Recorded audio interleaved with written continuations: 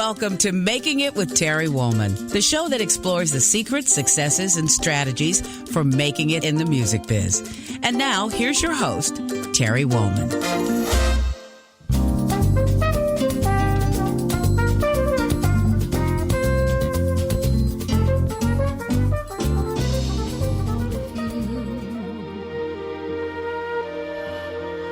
The very thought of you,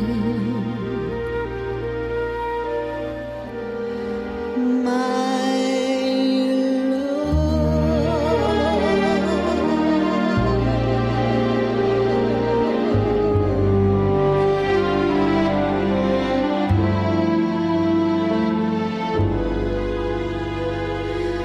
It's not the pale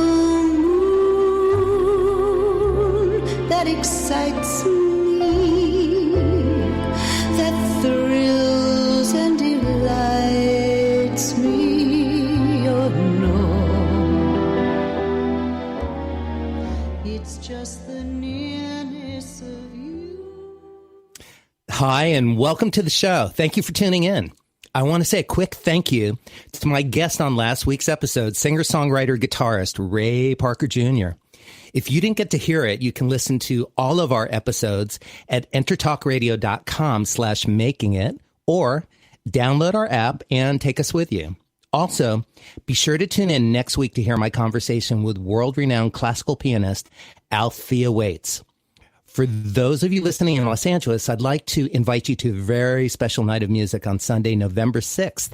At the E-Spot, we will be celebrating my 60th birthday with my band John Robinson on drums, Luis Conte percussion, Greg Manning piano, Hussein Jeffrey bass, Melanie Taylor vocals, and a few surprise guests that you do not want to miss.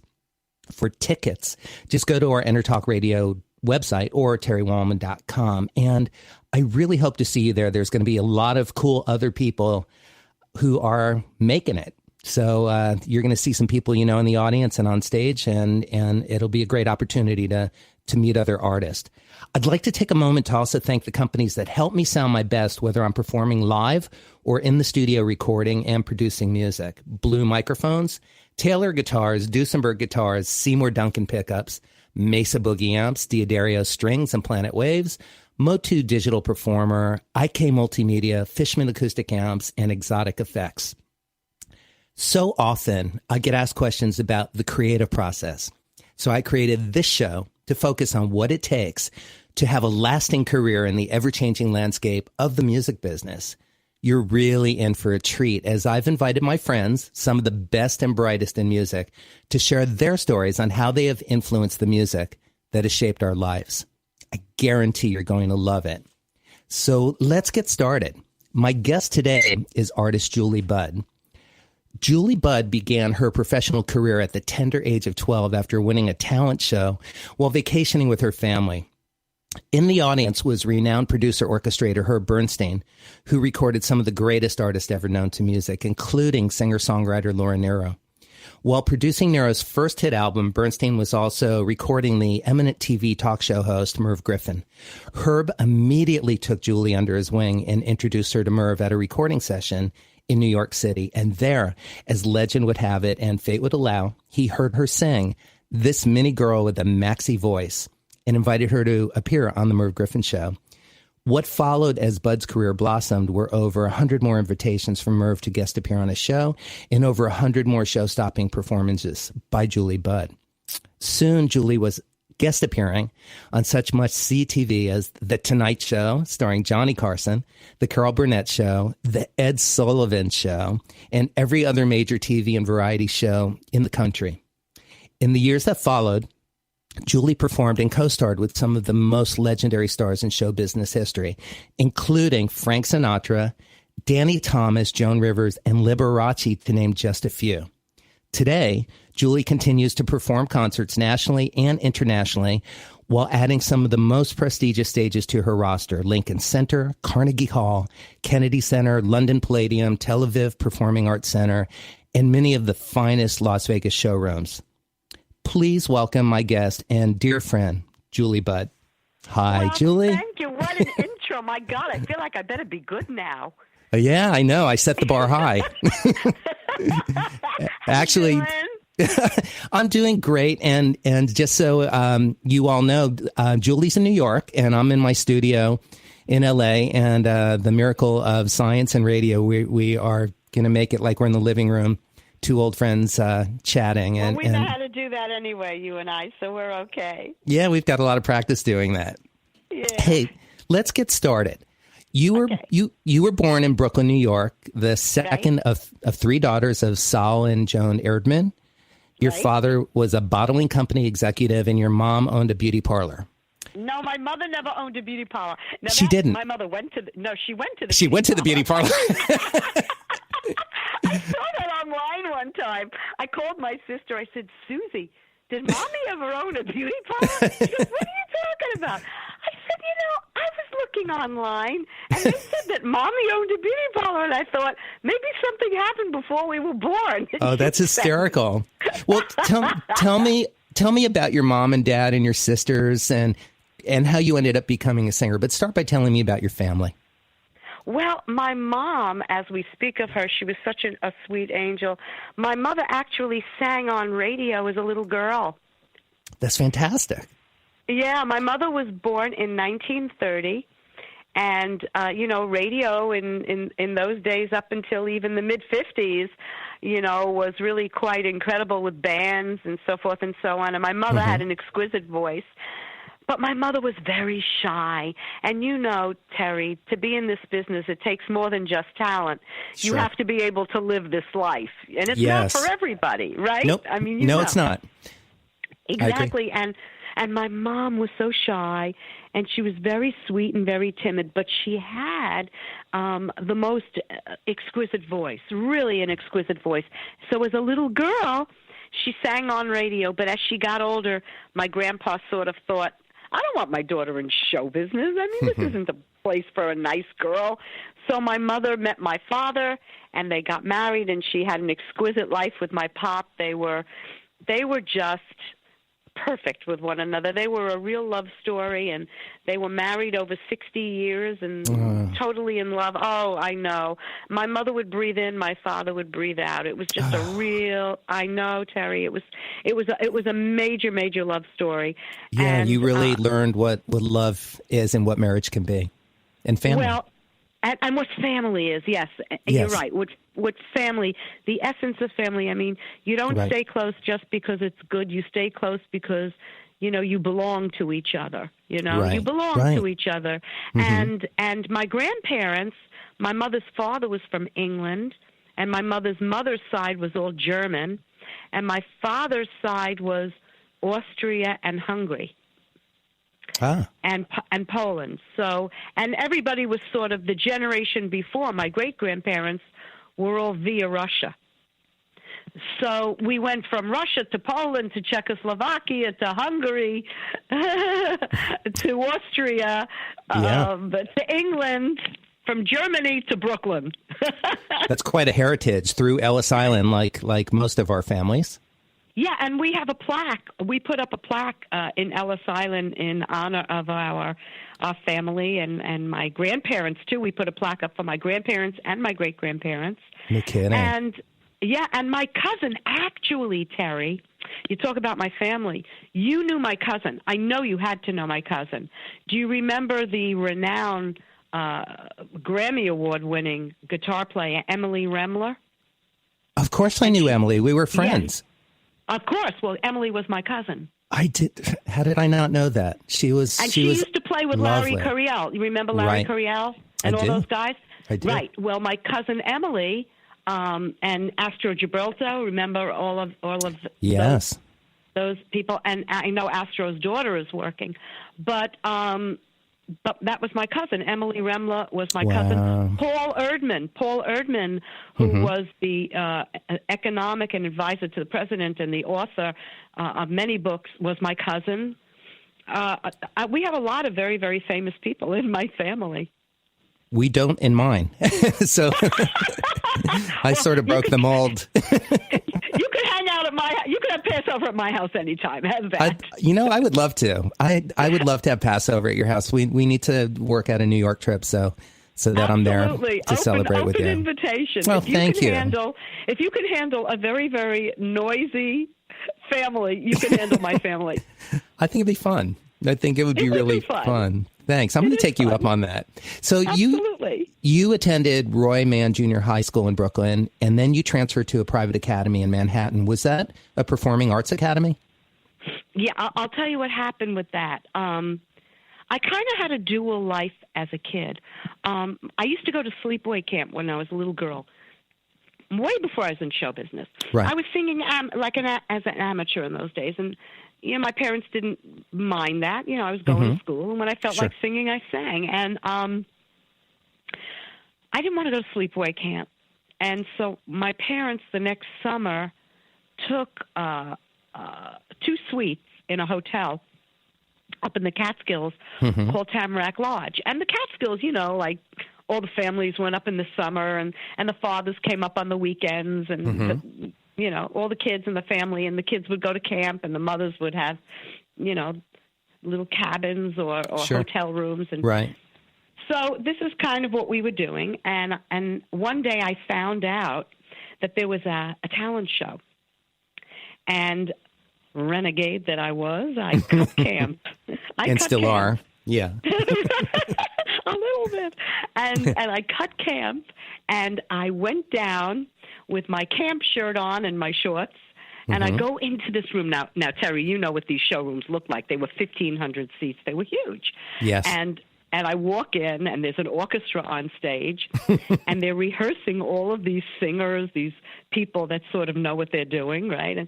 And in I walk with my Keds and my shorts and my camp T-shirt. Your hair in a ponytail. And I got my hair in a ponytail, probably sure, pigtails. I picture it. Yeah. And you got the whole picture, skinny little kid. And I walk up on stage, and they said to me, well, what are you doing here? They think I'm a little kid. And I said, I'm here to audition for the talent show. And they said, how old are you? And I said, I just turned 12. And they said, well, what are you doing here? Are you supposed to be here? And I said, well, I was in camp, but I heard there was going to be a talent show, and I thought I'd show up because, I sing a little bit. So the guy looks at me, and now the guy who was the MC, this was hilarious. You know how it was in the Catskills in the old days. The MC did everything. He did Simon Says. He was the director of all entertainment. And he introduced me to a man who was actually a very fine musician. You may be... even I would have been too old, rather too young to know who he was, because it was like a generation and a half before you and me. But his name, he was a very famous orchestra leader and a brilliant musician. His name was Milton Lear. You might have heard the name as you were growing up. He was one of those great big band kind of orchestrators, and his name was Milton Lear, and he had the orchestra up there, and some of the finest performers, Judy Garland, Marlene Dietrich, Danny Kaye, they all performed up in the Catskills. With this orchestra? Under his of course, baton, of course. And one night they'd be in the Concord, and one night they'd be at Gross Singers, and one night they'd be at Tamarack, and, you'd play a circuit. And Milty had the Tamarack, and he said to me, and this you're going to love, he said to me, well, what do you want to do, little girl? And I said, and this was a kick because I was only 12. I said, well, I'll do Who Can I Turn To and Moon River. Right. Okay. As his jaw dropped. Right. Right. And they figured what planet dropped this little kid and just landed her in Brooklyn somewhere. And then he turned to me and he said, what key? I know. Did you know? I know. Did you know your key back then? I had no idea. I thought a key opened a door. I didn't know. Okay. I had no idea. So I turned to him. I knew I had to sort of dance here, right? Right, sure. So I said, just follow me. The definition of chutzpah. I'm telling you something. Right, my Brooklyn just follow me. Showing. My Brooklyn was showing. So I sing Moon River, and the guy's jaw just dropped. And I didn't expect that kind of response. I thought they'd think, I was good, and they would let me try, Right. But his jaw just dropped. And the MC came running up to me, and he said, you're going to close the show. Wow. And Right. I had to figure out, how am I going to get to the nightclub at 10 o'clock at night, and how am I going to tell my parents that I cut camp and I'm Right. doing this show? Right. Well, P.S., I won the contest, and who was there in the audience was Herbie Bernstein. That's where you met Herbie. And Yeah. that's where I met Herb Bernstein. And Herbie, for those of you listening, is Julie's longtime conductor, arranger, friend, and really was so pivotal in getting your career started. Yes. And you He continue was. to work Herbie- together. Herbie was the reason why my parents even allowed me. My father and mother weren't going to let me be in show business. I mean, Right. there are people that had approached my parents years before I even met Herbie. And my parents said absolutely flat out, no, we want her to go to college and have a life. And after college, after she gets her education, if she wants to do this, we will back our children up. But, I mean, I was 10 years ahead of schedule.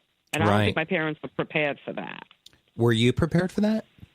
I was ready the day I was born. Yeah. So But you my always parents weren't. were you born with the confidence that I've known you to have since I've met you? Well, I don't know what other people think of me, but I was born with the idea that this was what I was going to do. I kind That's of knew great. that.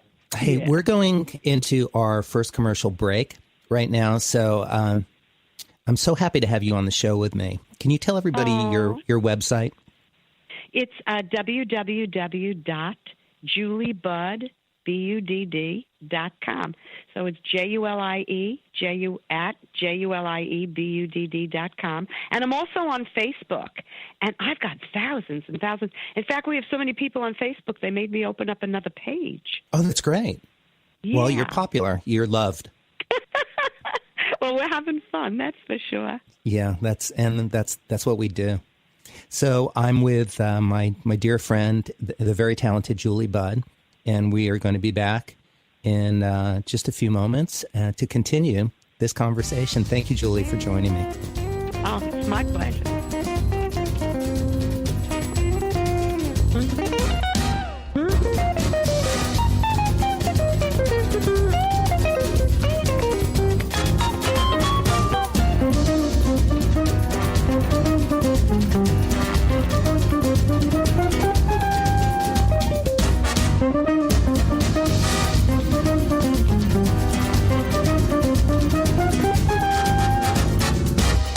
Are you serious about your music? Are you ready to run with the big dogs? The experts at Pitbull Audio have the gear to get you into the game. From leading manufacturers like Mesa Boogie, Fender, Pioneer, and American Audio. To sound your best, you need the best. Pitbull Audio can deliver in rehearsal, on stage, and into the big time.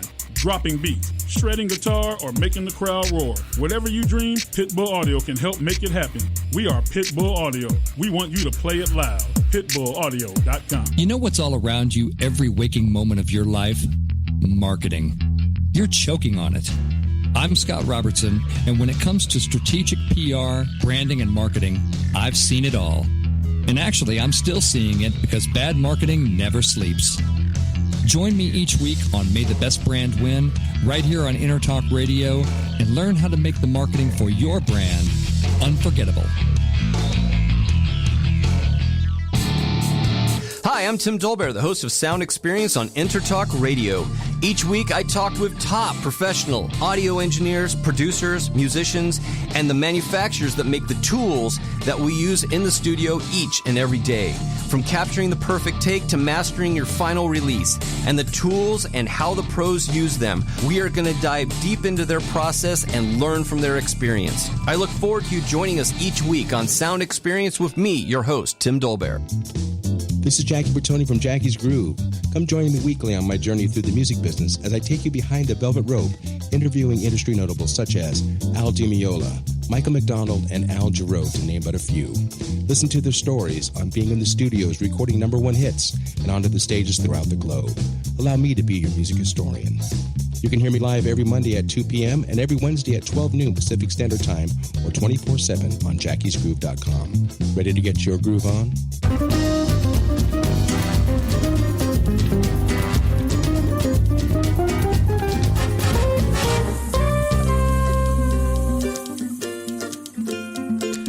Welcome to Making It with Terry Woolman, the show that explores the secrets, successes, and strategies for making it in the music biz.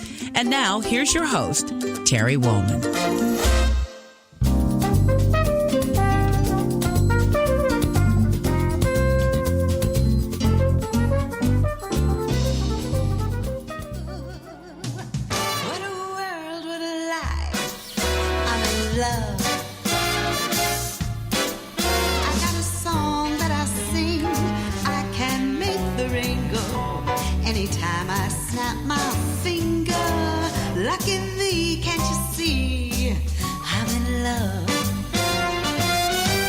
A beautiful thing. Long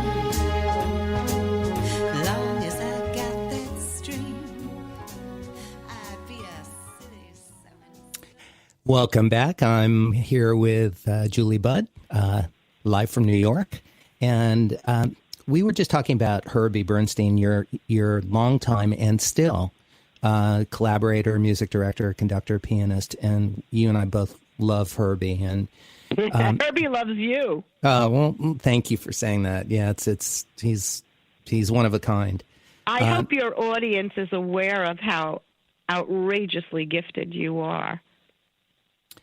Thank you. I don't know if they are. Well, they should be, because that last CD that you sent me, oh my God, was that gorgeous. Oh, do you know I you. play that every Sunday when things are quiet in the apartment and I can really, really relax. I put on your CD. Oh, God, it's glorious. I love that CD. Oh, that makes me so happy. You're talking about my silver collection, my 25-year. That's right. Yeah. Best of. Yeah. Thank you, Julie. I love that CD. Yeah, I'm very proud of it. I'm glad you enjoy it. I knew you would appreciate it as a fellow musician. Everything about it was executed beautifully. I mean, even the artwork, the cover, and the way you laid out the information, and the choices of the songs, and I just love that CD.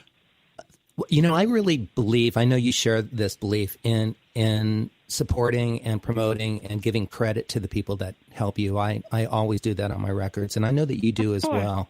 Sure. You do that live. You're always introducing your band members, and because it's really a team effort to put on a show and make a record. Isn't it? You know, I always question people. I'm sure you do too, because you know we work on the inside and we know what it takes to try to reach the outside. It's difficult, you know, and there's so much competition and so forth.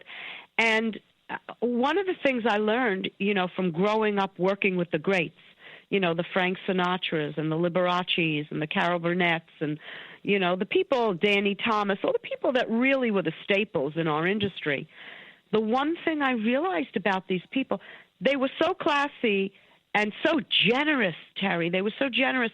They always, especially Sinatra, he was one of the first musicians out there that really acknowledged the behind-the-scenes talent that enabled the people in the front to do the work they do, you know? And so Mr. Sinatra, he at the age of, when you were at the age of 16, you became the youngest ever opening act for Frank Sinatra. He really was one of your big fans and mentors and guides. Were he you really nervous? Supported what I did. He really, really, really, really, really supported me a lot. From as soon as you met him, right? He just took you in. Right from the. And I'll tell you, I owe it to a lovely man by the name of Dave Victorson. Mm-hmm. He was the entertainment director at Caesar's Palace. Right. And if it weren't for Dave Victorson and his belief in me, my career would have made a lot of different turns. Dave, he introduced me to Liberace. He introduced me to Frank Sinatra. I had the introduction through him when I first met Jim Nabors, even before Jim had his TV show. Mm-hmm. I worked with him and Carol Burnett in Las Vegas. I mean, Milton Berle. I wound up touring with Milton Berle because of. I mean, it was. I didn't know that. Oh yeah, and it was a grand time in show business.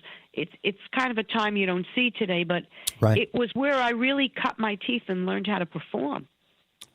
Well, I know Mr. Sinatra took you under his wing, and you had told me, you've told me personal stories about how he used to have you sit on the side of the stage when he was performing just to watch, and then he would come and ask you what you observed.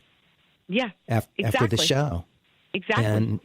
And then he explained to you about hitting your mark on a stage by working with a lighting director to show you how to hit where they put the tape on the stage. And I'm wondering, what was the most important lesson that you learned from Frank Sinatra? Frank Sinatra worked for love. He wouldn't do a song he didn't love. He didn't hire a musician that he didn't have great regard for. He was a lot more hands-on than people thought. And the reason why I say that is because Mr. Sinatra had so many hanger-oners, those kind of people like around him, that nobody believed that he was as hands-on as he really was. But the truth of the matter is that with all the people hanging around, when it really got down to it, it was Sinatra who always made the decision on anything and everything that had to do with his career and artistically what went down. And that was from the guy who played the triangle to the guy that had the sax solo. I mean, he was hands-on as to who got picked in that band, and he was very, very particular as to who was sitting in what chair. And although he gave up a lot of power to his conductor, right, the cue was taken from Mr. Sinatra. And I'll tell you another thing. Nobody ever did the rundown for Mr. Sinatra's show but Mr. Sinatra. You're right. Nobody. Some artists have a stand-in, right? Yeah. Well, they at least have maybe a director that'll say, Frank, I think we need to open with it was a very good year. Nobody touched the rundown but Mr. Sinatra. Nobody. And it was like that throughout his entire career. So one of the things I learned from Mr. Sinatra is, there really is no substitute for experience. And there's really no substitute for you really knowing your business and your craft. And by that, I'm not saying that have a closed ear to other people. And I'm not saying act like you know it all, because, that's when you'll fail the worst. But what I do mean is you really do have to have a sense of yourself. And decisions have to be made. And when it really gets down to it, it's really going to be you who makes the final decision on where your career goes. And you can have a million great people around you. But at the end of the day, it's where your commitment is going to be. It's where you really believe you can excel. And it's how hard you want to work and where your passions are. And I'll tell you another thing. He taught me to be generous.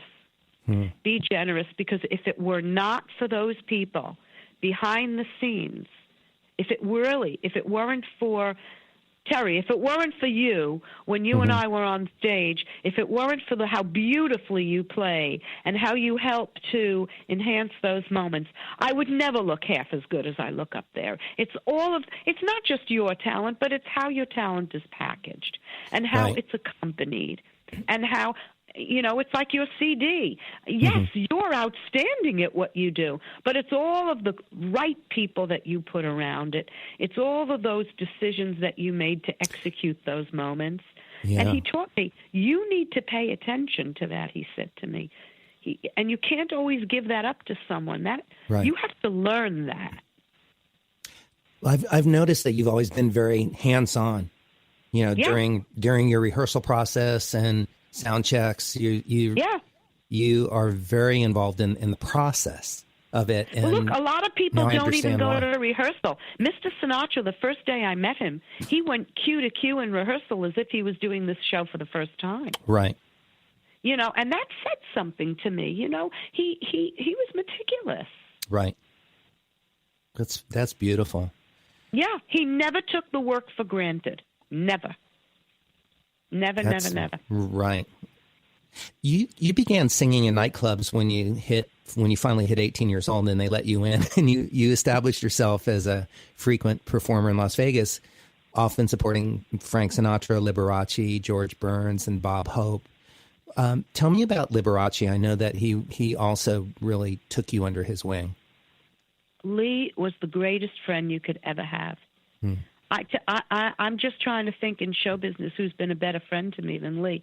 I mean, I think Danny Thomas was pretty terrific. He was a loyal and a very, very protective friend, was Danny Thomas. Very protective.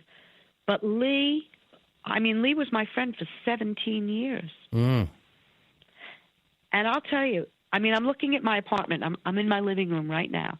and I'm looking out toward my terrace door, and as I look out toward my terrace door, there's a chair, a little director's chair. It says Julie Butt, and Lee bought me that chair. And then as I glance over to my piano to my left, I'm looking at a picture of me and Lee on stage when we did the world tour together. I mean, he's all over my apartment. Do you know what I mean? He's everywhere because he was everywhere in my life. He was so close to me. Right. And I was so safe with him. I mean, I loved him so much. That's a really interesting choice of words. You were so safe with him. That really, yes. I think, defines the kind of relationship that is very special in music and in art. Yeah. Yeah. Oh, if you're not safe, look, I don't believe in being safe with the work, because if you're safe with the work and you're too comfortable, you're never going forward. Right. You take chances. Could be safe, right. But if you could be safe with your mentor, you will trust that they will help to lead you in the right direction. You will trust them. Yeah. And the same with the musicians that you surround yourself with, and that I surround myself with. These are people that I feel I can musically and creatively throw myself off a cliff, and they've got me. Oh, yeah. Oh, listen, Terry, I have never done a show with you where I did not feel that you know, what I've always loved about you is you are listening like a beam of light. You know, every time, you know, when we did the Clapton piece, Tears in Heaven, and it was the first time that you and I ran that down together. And it was a little complicated because, you know, Herbie had brought in the orchestra, you know, and we had done our own thing on it. And then the orchestra goes out and then you play your obligato on it. And then I pick up in a funny place with the vocal. You were listening, so it was like I felt that our ears were at one, you know? I did too, yeah.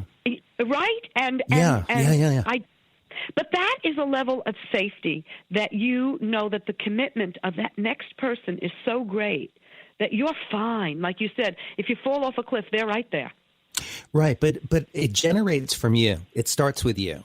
You know, you give me a lot to listen to as a player, so you give me a lot to hang my hat on or to connect with. You're very present in your performance, which it sounds like you learned from Frank Sinatra and Lee Liberace and George Burns and because I know George was that way. I worked with him one time too, and he's very gracious. George expected you to come to the party. You know, George was. I'll tell you one thing about all of them. Even though I was just a child, and I was just a child, I was 12 years old, but they expected me, if I was going to be doing this work, to be as professional as any adult who had been doing it for 50 years. Right. And there was going to be no excuses. That's very cool. They weren't condescending to you. They treated you. They treated me as one of their own, like a professional. And I'll never forget when my parents gave me the okay to do this. I remember one of the criteria that my father said to me. I'll never forget where I was when he said it too. I was in my bedroom in Brooklyn, and I was packing to go to L.A. Because I was doing, I think it was the Jim Nabors show. And I had a CBS contract. I had just done Ed Sullivan, and I was getting signed to do Carol So Burnett. wait, back up. You just had done Ed Sullivan. Just say that again, because that is so cool. I had just done the Ed Sullivan show. Thank you. I love I that. did it several times. Matter of fact, I used to do my homework in his living room, but that's another story. So anyway, his wife Sylvia, he married a nice Jewish lady. Her name was Sylvia, Ed Sullivan, and they lived in the Delmonico Hotel, which is now I think the Park Lane, not the Park Lane, the Regency. It's now the Regency Hotel, but it was called the Delmonico, and 100 years ago it was on 59th and Park, and they lived there for many, many, many, many years. And they had a nice family. They had, you know, a daughter and a family, and they were good folks. Great. And Mr. Sullivan, you talk about people being hands-on. I used to go over to his house. He wanted to talk to me about, you know, what I was going to do in the show and blah, blah, blah, blah. And one day he was I came there, and I had to wait for him, and I wound up doing my homework in the living room. And when he came home, I was still doing my homework in his living room. But that's another story. That's a great memory. I used to do my homework with Frank Sinatra, too. They all helped me with my algebra. Ah, that's great. and meanwhile, I didn't pass, so that'll tell you something. Yeah, not a surprise.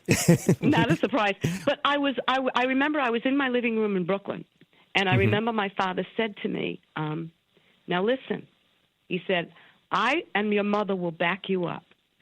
He says, this isn't what we wanted for you. We knew this was what you were going to do. We were hoping you would make the choice later. Right. But if you're going to do this, he says, I bless you. I bless you. You go with God. You'll be good. You know how to be a lady. You'll take care of yourself. He says, but let me tell you something. The first day that you go on the set and you don't know your lines, the first day you start acting like Baby Jane and these other little brats in showbiz. Right.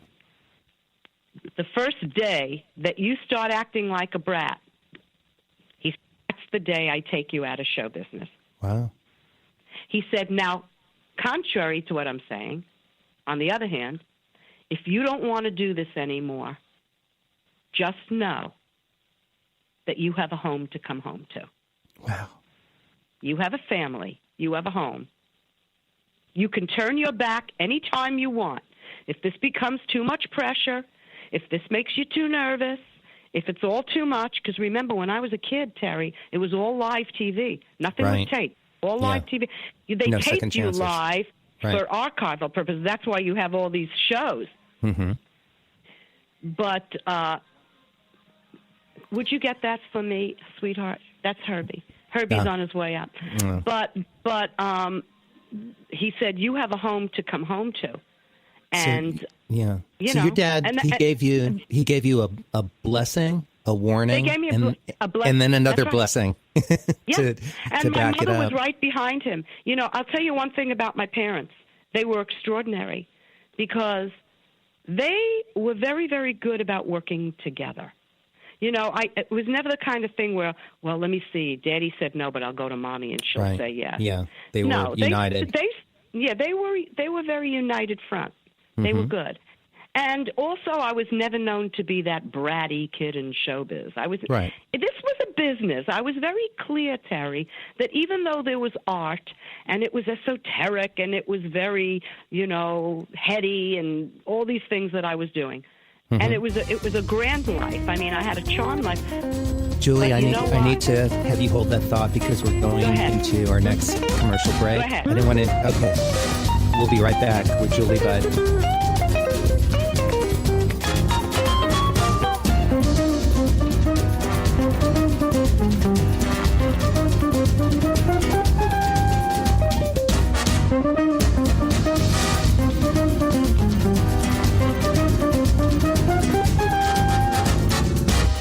Hi, this is Tim Dolbear, host of Sound Experience here on Intertalk Radio. And Source Connect by Source Element is the essential tool that we use to link between my studio in Austin, Texas and the WS radio station in San Diego. Now with Source Connect, not only can we communicate in real time and with HD audio, but it's synced up and is of a high enough quality that I can use it for real-time ADR work, remote recording and overdubbing, and it even allows me to remotely control a DAW. Source Connect by Source Element. Affordable, high-quality audio and video connection over the internet for all of your production needs. You know what's all around you every waking moment of your life?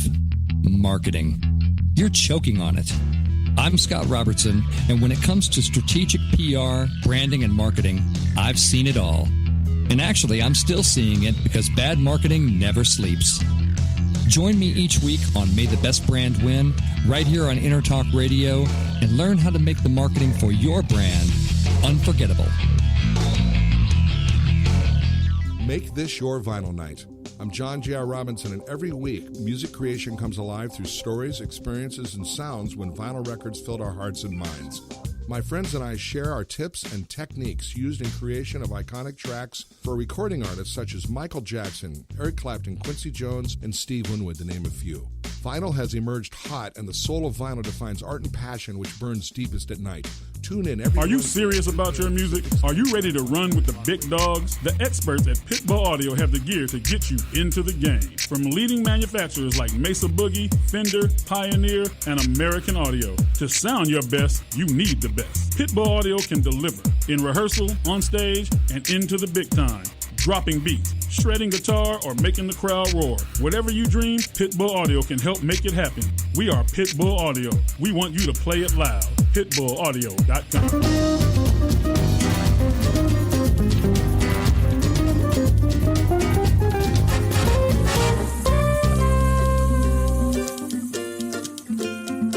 Welcome to Making It with Terry Woolman, the show that explores the secrets, successes, and strategies for making it in the music biz. And now, here's your host, Terry Woolman.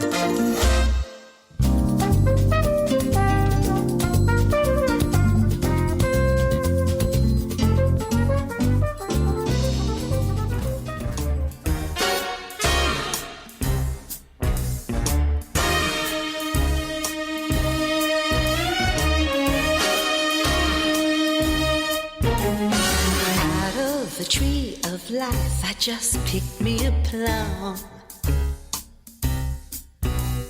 You came along, everything started a hum. Still, it's a real good bet. The best is yet to come.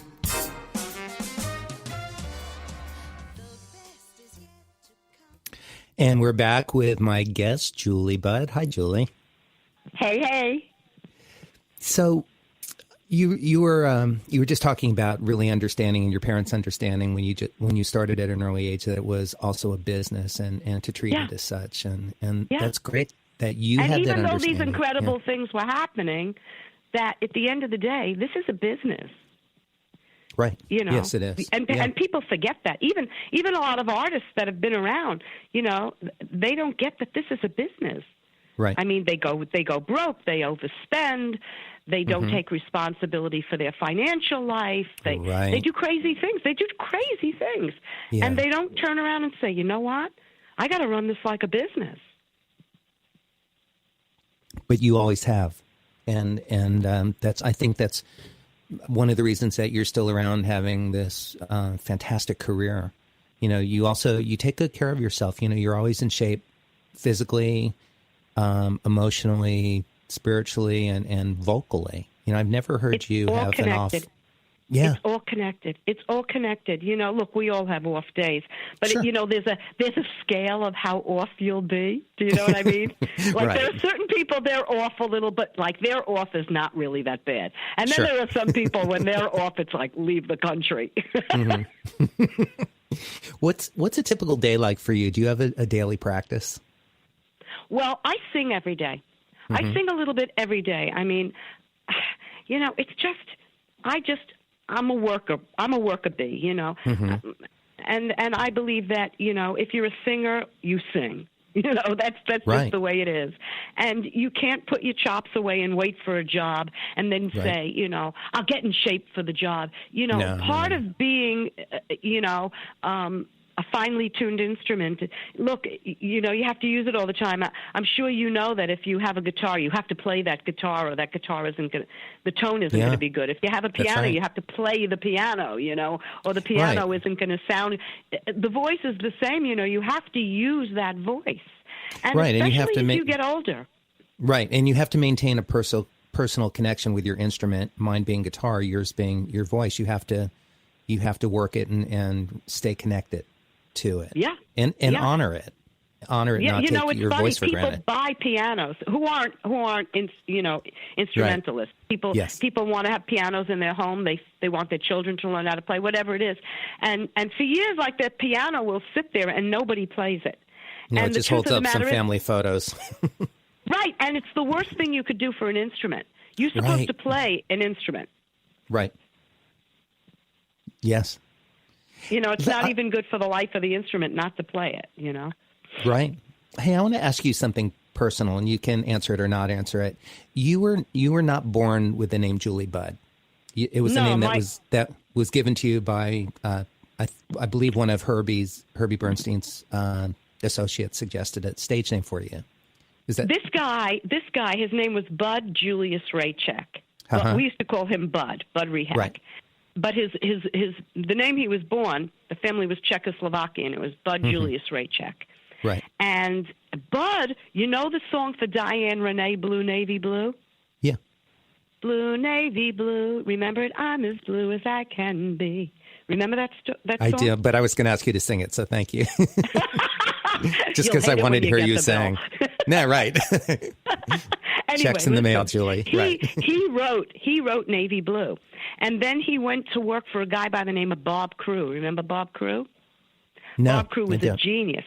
Bob Crew. You know, the whole show Jersey Boys is based on, you know, Bob Crew and finding the Four Seasons and all these people and recording them. I remember. Anyway, Bud went to work for Bob Crew as a writer.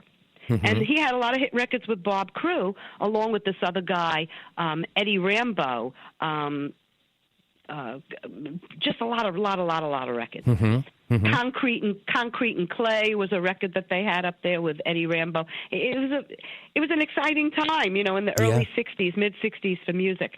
And then Herbie got signed with Bob Crew to be his in-house producer and orchestrator.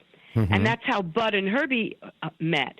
So when Bud went to work for Herbie, he was like a co-writer, assistant, you know, that kind of thing. And I came on the scene, and Bud just loved me. He loved me, and he used to like really take care of me. He taught me so much about performing and singing, and we were looking for a name. Now I was fine to keep my name. The name I was born with, my real name on my birth certificate is Edith Claire Erdman.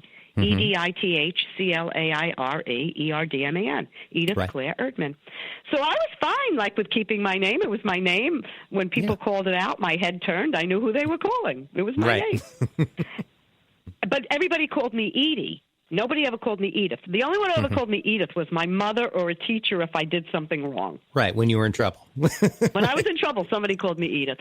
Right. So, we met Merv Griffin. I met Merv Griffin because Herbie was recording him. And Merv had a big recording career. He used to sing with a big orchestra years and years and years before called the Freddie Martin Orchestra. So Merv was a singer even before he got the TV show. And Herbie was recording Merv Griffin. He had a big following, and people wanted to buy his records. So Herbie says to me, come to the studio. I want you to meet Merv Griffin. That's going to be very important intro. On the break, when you know, big orchestras, and by the way, Terry, they recorded everything live in those days. Everything live. And they recorded over at a place called A&R Studio that Phil Ramone owned that studio. It was on 7th Avenue in the West 50s, 48th Street, 51st, something in that area. I was a little kid. And Phil Ramone owned the studio. And he actually had 2 studios here in New York. And Merv and Herbie, and everything was live. I mean, it was like a 45-piece orchestra. They said, take one, and everybody played. You know, it was that kind of thing. And on the break, because the union says they got to break at a certain time, Herbie brings me into the room with the musicians, and he brings me to the piano, and he says, Merv, play something. I want you to hear this kid sing. Now, I was all of 12 years old, and Merv says, Herbie, I love you, but I don't want to hear any kid that sings at weddings and bar mitzvahs. He said, she looks like a cute little thing. And there I was, you know, a little skinny kid with a runny nose. His expectation was low, right? Exactly. And my name was Edith Claire Erdman. And I sang for Merv, and he says, I'm going to put her on the show. I'm going to put her on the show. And like 3 days later, I wound up being on the show. But Merv didn't like my name. He thought he didn't like Edie because there was Edie Adams and Edie Gourmet. And he thought there were too many Edies. And I said, well, how about my name, Edith Claire? I liked the name Edith Claire. It was my name. Yeah. So I wanted to be called Edith Claire. And Merv said, no. Edith is way too old for you. Look at you. He says, you look 8. He says, no. And Bud was there, and his name is Bud Julius Raychek. So they said, Bud Julius, Julie Bud. And 3 days later, I'm standing behind a Mylar curtain. I had never done anything in my life. I went to school in Brooklyn, and I played punch ball, okay? That was my life, you know? And 3 days later, my mother had a pretty dress put on me, and my hair was combed nice, and I wore a little bit of lipstick. And there was a Mylar curtain, and the curtain goes up. And they said, ladies and gentlemen, Merv Griffin presents Julie Bud. And I stood like I didn't recognize it was me for a second. Right. And the AD comes up to me, whispers in my ear, and he goes, step forward, honey, that's you. And I stepped into the light, the Mylar curtain goes up, and my life began. Wow. That's beautiful. So do you still ever feel like Edie from Brooklyn? Or you just totally associate with Julie? Because I've always known you as Julie. I will always be Edie from Brooklyn. Right. And in fact, when I'm alone with myself and I'm trying to figure things out sometime, I never say come on, Julie, get with it. I always say, come on, Edie, get with it. Right. It always gets back to Edie. Julie's like the girl that's like out there in the world, and everybody knows her. And there's a big part of me that's Julie. I've been Julie for 150 years already. Sure. I know that girl. But really, like in my heart of hearts, I'm really Edith Clare. Does your family call you Edie still, or Julie? When we're home alone, my sisters call me Edie. And my nieces and nephews call me Aunt E. Oh, they do? Yeah. They call me Aunt E. Aunt E, Aunt E. And when people hear it who know me as Julie Budd and don't know me as Edie, they'll say, they think they're calling me Auntie. Oh, right. They don't know it's Aunt E, But the rest of the world knows me as Julie. I have a couple of friends, actually. I have one friend that still calls me Edie. But that's great. It's kind of like Betty Bacall and Lauren Bacall. Yeah. It's like you have to fight with those twins. That's right. Right. So what I want to ask you about performing, what is it like to actually sing at Carnegie Hall and the Lincoln Center and the Kennedy Center? Is that just fantastic? Or not? You're gonna think it's amazing. I mean, how could you not say that's amazing? It is amazing. Yeah. But you're gonna think something else I'm gonna say is kind of crazy, but it's true to me. And Edie and Julie both agree that no matter where I work, it always feels like Lincoln Center and Carnegie Hall. I mean, if you told me I was going to do a show in a card room tomorrow, I would give it, I swear, and it's true, Terry, I give it the same care. I give it, and I angst over it the same way. And I worry about and I don't vocalize any less for that show in the card room than I would for Lincoln Center. The thing about Lincoln Center when you're standing on those stages is you realize what was there before you. That's the thing about when you're standing in that space and you realize that you were the kid playing punchball in Brooklyn and now you're at the stage in Lincoln Center. All of a sudden your journey sort of flashes before you for a second. But then the smarter part of you says, snap out of it. You're still a student. Pay attention to your voice. Do the show. Right. I totally get that. I every time I walk into Capitol recording studios, I have that experience. I look from the moment I'm standing there to how I got there, and I marvel. I marvel, and then I do what you say, and I pull up and focus. Yeah. And remember what I'm doing. That will take you out of it. All that stuff, that stuff, and that can get that could get too connected to ego, and that can really hurt your instrument. So then you just got to say, snap out of it. Become the student, pay attention, focus. Right. I have a question for you that I ask all of my guests, and generally towards the end of the show. At this point of your life, with everything that you know to be true, what advice would you give your younger self? Well, I don't know anything to be true, because that changes depending upon, what your perspective is, where you are, at what time in your life. You could look at things a lot differently at 60 than you did at 12. But there are certain things that are constant, if this is helpful to your answer, what I'm saying. The things that are constant is your faith, your respect for your family and your parents, the gratitude for what you've received, the knowledge that you know nothing, and that's the good news. But yet, even with that, here's the contradiction. You have to trust yourself. Okay? And that's all I know. Everything else, I pray on it every day. I practice my craft as if it's my first day in show business.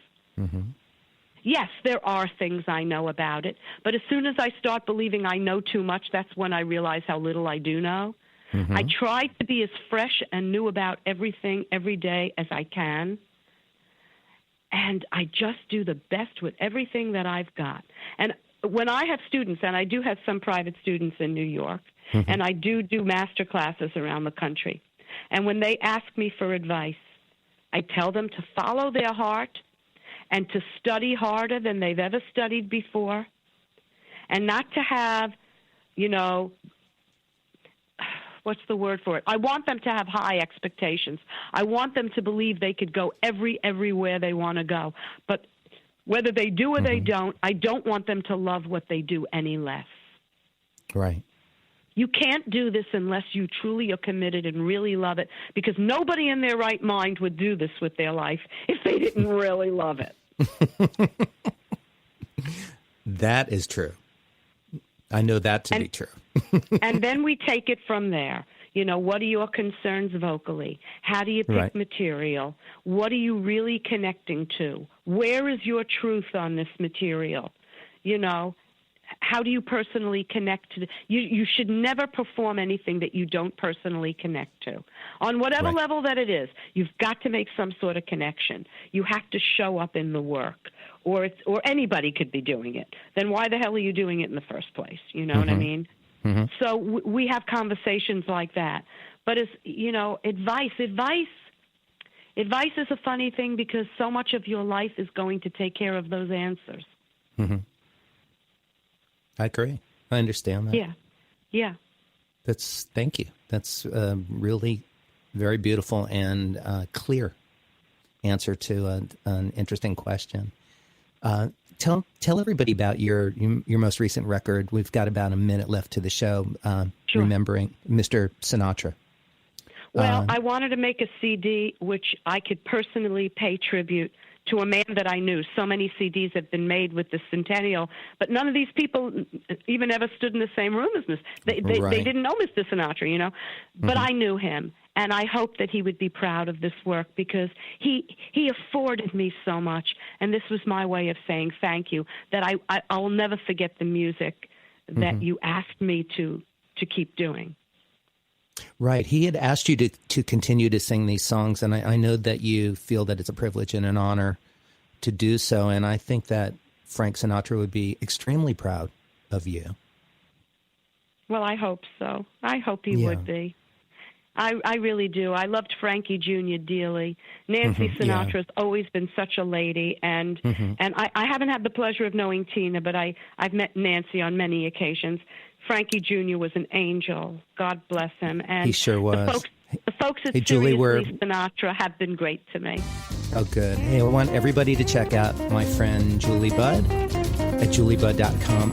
I love you so much and respect you, and thank you for spending the hour with me. Oh, you're a joy, Terry.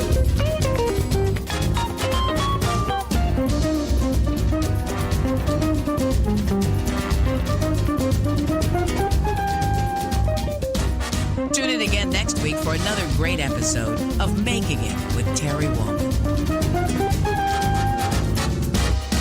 This is Jackie Bertoni from Jackie's Groove. Come join me weekly on my journey through the music business as I take you behind the velvet rope, interviewing industry notables such as Al Di Meola, Michael McDonald, and Al Jarreau, to name but a few. Listen to their stories on being in the studios recording #1 hits and onto the stages throughout the globe. Allow me to be your music historian. You can hear me live every Monday at 2 p.m. and every Wednesday at 12 noon Pacific Standard Time, or 24/7 on jackiesgroove.com. Ready to get your groove on? Hi, this is Tim Dolbear from Eclectica Studios. I'm a full-time mixing and recording engineer. I work with Grammy winners, labels, and indie artists, using state-of-the-art digital mixing and restoration tools and the very best in analog gear. Really, though, it's my ability to bring tracks to life and fulfill your vision for your music. This has made me sought after by producers and artists worldwide. So spend your time working on music and not chasing a mix down a rabbit hole. Go to timdolbear.com and check out our free one-song mix offer. You know what's all around you every waking moment of your life? Marketing. You're choking on it. I'm Scott Robertson, and when it comes to strategic PR, branding, and marketing, I've seen it all. And actually, I'm still seeing it, because bad marketing never sleeps. Join me each week on May the Best Brand Win, right here on Intertalk Radio, and learn how to make the marketing for your brand unforgettable.